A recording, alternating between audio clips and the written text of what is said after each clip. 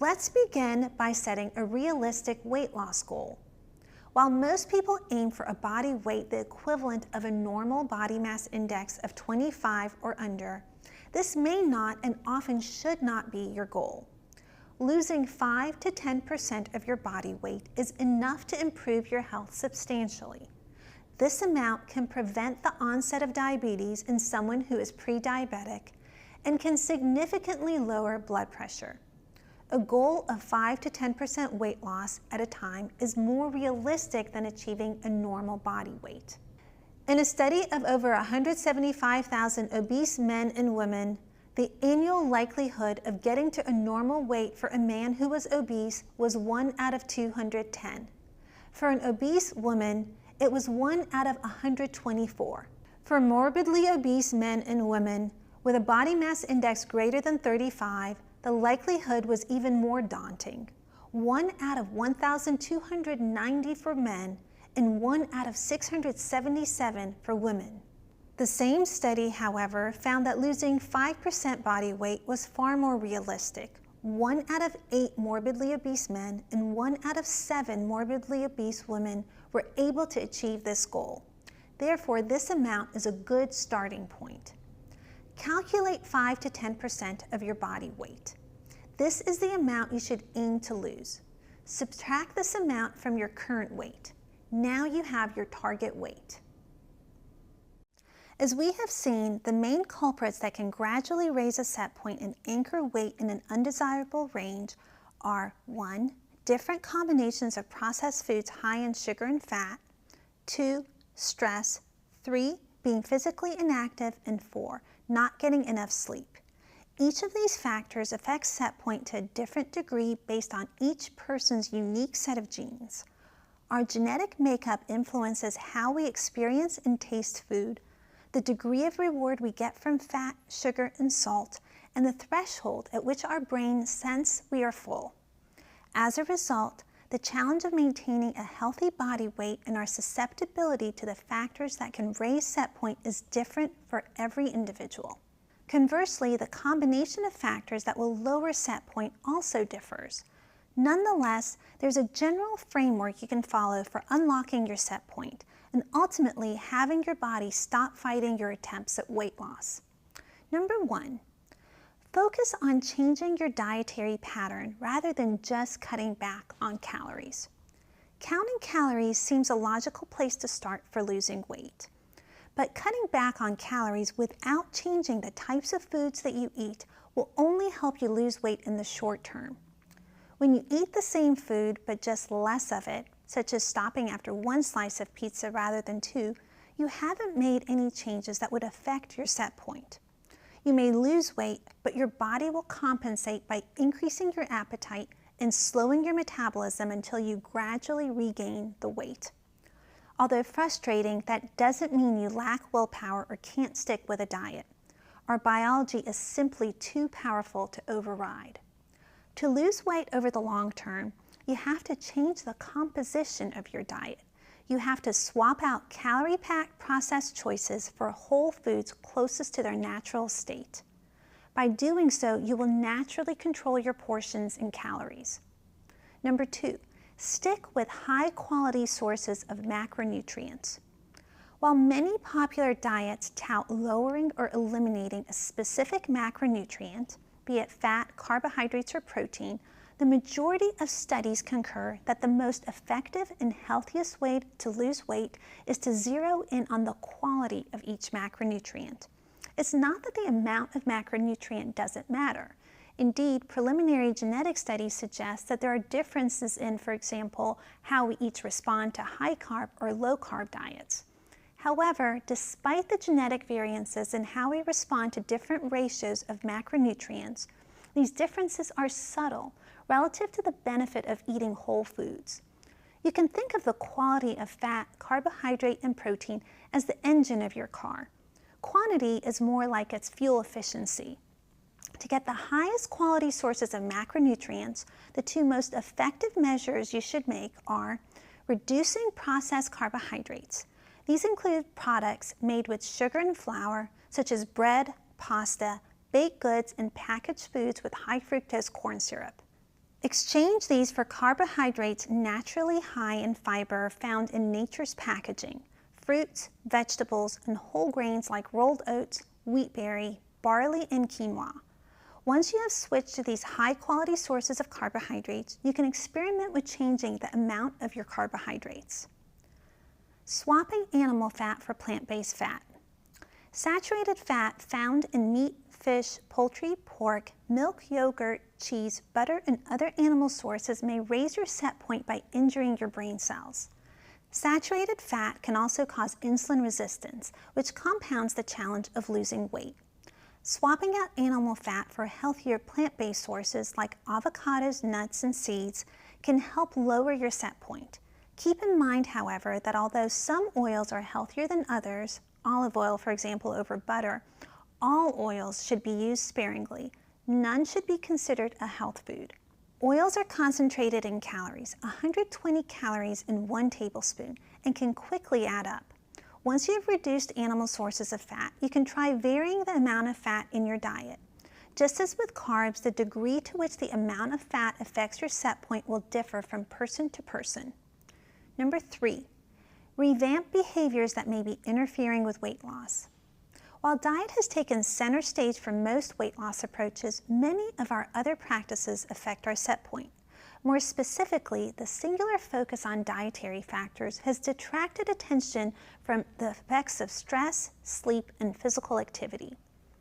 Each of these elements can disrupt hormones involved in energy regulation. Once out of balance, our bodies can't function effectively and can even work against us. Techniques that help with managing stress, increasing physical activity, and the amount of sound sleep we get can balance hormones and are often necessary for unlocking a set point. What should you try changing first? Finding the most impactful path to lowering your set point, be it dietary or through other behaviors, is a process of trial and error. Frustrating? Yes. But to put it in perspective, it is similar to how we manage most chronic diseases that have been studied for a much more extended period of time. For high blood pressure, for example, it often takes trying several different medications to find the one to which a person responds. Same holds for anxiety and depression. Medication management often takes months and involves trying and adjusting several medications before finding the right combination. Think of obesity as similar to these other diseases. Be patient. Don't give up even if it feels like nothing is working.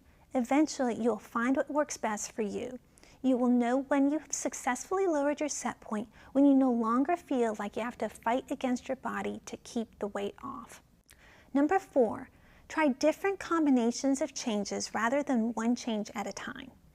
By having an understanding of obesity, you can fight biology with biology. If you recall, the energy balance system we inherited from our ancestors is intricate and redundant. The interconnections and overlap between our metabolic and cognitive and emotional brain were adaptations that help us overcome the threat of starvation to survive. If one pathway that restores set point body weight is compromised, another pathway kicks in to compensate. Targeting different pathways will increase the likelihood of overcoming your body's hardwired instinct to boomerang back. For example, if you make any one change, such as reducing processed carbohydrates, you're likely to notice a positive result. Working harder at the same type of change, for example, completely eliminating processed carbohydrates, will make you more successful. But you will likely have the most success combining different approaches, such as coupling several dietary changes or combining them with other lifestyle changes. Number 5, consider weight loss medication or other weight loss interventions. In our modern world and amid plenty, our bodies remain programmed to conserve and store energy. Even most of the Biggest Loser contestants who receive the best coaching in the world couldn't overpower our shared biology. The inability to maintain weight loss is not a failure or due to a lack of willpower. It's part of what makes us human. Obesity alters our hormones and chemicals, which by definition makes it a disease. And just as with any other illness, sometimes it needs to be treated with medication or other interventions. However, unlike the case with other conditions, seeking treatment for weight loss is often stigmatized. Currently, only a tiny fraction of people eligible to receive weight loss treatment are benefiting from them. If you have limited success combining different lifestyle measures to lower your set point, consider and discuss with your doctor options for adding weight loss medications or procedures that can help alter how your body regulates your set point. While knowledge about unlocking set point speaks to our conscious mind, we make most of our food intake decisions subconsciously. And because we're instinctively designed to prefer choices that soothe us, give us instant gratification from boosts of dopamine, and feel more hunger when we have lost weight, we have to plan around our impulses. Here are steps you can take to structure your microenvironment to guide your non-thinking actions. Step 1 is meal planning. When you meal plan, you select dinners and recipes, shop for ingredients, and prep ahead of time, for example by chopping vegetables for the whole week. Even if it's done one day rather than a week at a time, meal planning is a vital part of changing your dietary habits. By dedicating time to making deliberate and sensible choices using fresh, whole food, you avoid making last-minute meal decisions when you're hungry and tired. While it may seem time-consuming, typically it takes about an hour on the weekend to plan for the week, it actually ends up saving time and money. Meal planning doesn't mean that all your meals have to be home prepared. You can work in takeout or restaurant meals. But by planning ahead, you can select places that provide nutritional information and offer fresh ingredients. If you have kids, meal planning is also a great way to get them involved. The more your little helpers assist, the more they learn and get excited about eating healthy food. The second step is creating a healthy food microenvironment. Your food microenvironment includes all the places where you consume your meals and snacks, including at home, work, or on the go. Your goal for creating a healthy food microenvironment is to make eating well the easy default choice during times when you haven't had the chance to meal plan. Our Western food environment is one where choosing healthy food is challenging. Even the most health-conscious consumer can be tempted into unhealthy choices. While changing our food culture will require a united effort by public health officials, policymakers, businesses, and consumers, you can begin your own transformation by controlling your personal food microenvironment. You can do this by keeping your pantry, refrigerator, freezer, office, or bag stocked with healthy staples. The path of least resistance will then work in your favor. Every food swap will be a small victory that shifts your momentum towards consistently choosing healthier foods. In addition to steering you away from foods high in calories and low in nutritional value, other advantages to creating a healthy food microenvironment are that you will reduce the impulse to stress eat and you'll be less likely to binge on junk food. What foods should you stock? Here are some suggestions to get you started. For instance, in your pantry, keep sprouted 100% whole grain bread, intact whole grains, canned beans, spices, and extra virgin olive oil. In your refrigerator, stock non-dairy almond, soy, or rice milk, fresh fruit, fresh vegetables, hummus, or non-fat plain yogurt. In the freezer, an assortment of fruit and vegetables, veggie burgers, cooked whole grains, or edamame. And snacks in your pantry and office could be nuts, seeds, dried fruit, peanut butter or other nut butters, or plain popcorn. The third and final step is building surroundings that support healthy habits. Our environment influences not only our food choices, but all our habits and decisions. Our Western culture tends to be what researchers refer to as obesogenic, with automation and technology nudging us towards being more sedentary, sleep-deprived, and stressed. In this final step, I want you to challenge yourself to design not just your food microenvironment, but to think more broadly about your surroundings. Consider ways you can support the habits and behaviors you want to adopt. The basic principle is to remove hurdles from the habits that align with your goals and personal vision and then add steps for the ones you wish to change. Here are some examples. If you want to check email and social media less often, delete bookmarks and automatic passwords for accessing your accounts. If you intend to drink more water, keep a water bottle with you. Lay out exercise clothes and shoes the night before if you want to start the day with a workout. To improve your sleep, set a bedtime and keep your bedroom cool, dark, and quiet. If your goal is to walk more, live in a walkable community or use public transportation. For reducing stress, start your day with a 5-minute meditation or keep a gratitude journal within reach. These are just some of the ways you can design your environment to default into healthy habits. Now it's your turn to think about your personal vision and the changes in your microenvironment you want to make it happen.